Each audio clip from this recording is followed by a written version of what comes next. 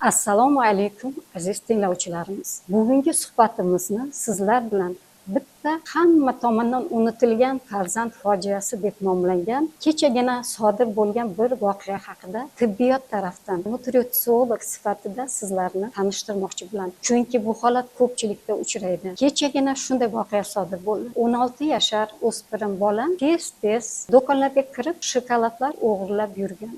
Buni kuzatib qolgan videodagilar ota-onasini chaqirmoqchi bo'lgan, lekin ota-onasi chet elda ishlab anchadan beri istiqomat qiladi va u 76 yoshli buvisini qaramog'iga qolgan.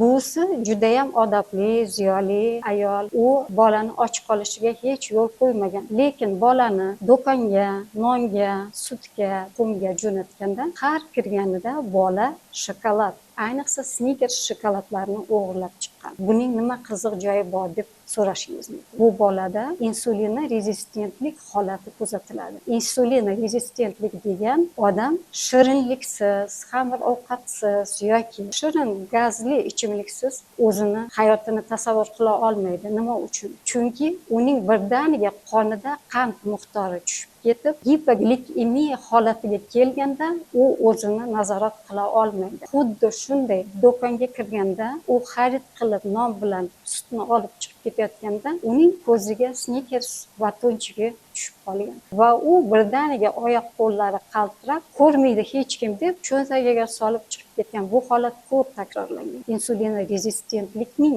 belgilari bu holsizlik, charchoq, bosh og'rig'i va shirinliklarga juda ham tashna bo'lish. Ular shirinlik iste'mol qilmasa hech qanday ishlar qila olmaydi. Bu bolani qonini tekshirganimizda buvisi bilan maslahatlashib, uning qonida glikirованный gemoglobin degan ko'rsatkichi 6.1 ni tashkil qildi. Bu nima degani?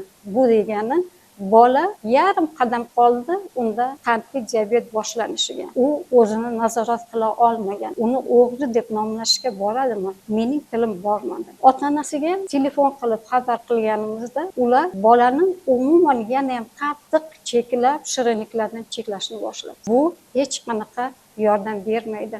Bu bolani endokrinologga ko'rsatib, qay darajada kasallik rivojlangan, qandli diabet rivojlanganmi yoki yo'qmi, mana shuni nazorat qilish kerak. Va bu bolani sog'lom ovqatlanishga o'rgatish kerak. Avval tashxis aniq qo'yib, ovqatlanishini nazorat qilish kerak. Shuning uchun men bu bolani o'ziga tashlangan bola fojiasi deb nomladim. O'zingiz har bir meni eshitayotgan ayol farzandingizni maktabga, ko'chaga jo'natayotganda, ko'chada u nima ichadi, nima yeydi, hech qiziqib ko'rgansizmi? Men har kuni ko'raman. Yoz keldi, ular muzlangan rang-barang muz qaymoqlar iste'mol qiladi yoki hammasini qo'lida shishadagi, baklashkadagi muzdek shirin gazli ichimliklar. Ular chanqaydi. Oddiy suv o'rniga esa shakarli suv iste'mol qiladi. Buni e'tiborga oling. Chunki insulin rezistentlik meni oldimga kelayotgan har 10 ta odamning 7 tasida insulin rezistentlik holati bor. Bu degani